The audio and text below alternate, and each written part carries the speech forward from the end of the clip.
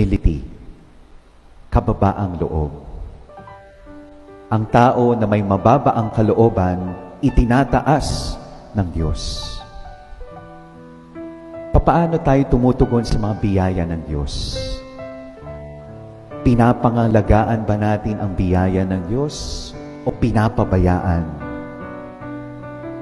Inaangkin ba natin ang biyaya ng Diyos o hinahayaan nating tumaloy ang biyaya ng Diyos sa atin? Pinahalagahan ba natin hindi lamang yung biyaya, kaloob ng Diyos, kundi mismo yung nagbigay, the source of blessing, pinahahalagahan rin natin. Everything is gift. Everything is grace. And so Mary teaches us, mata sa langit, paa sa lupa.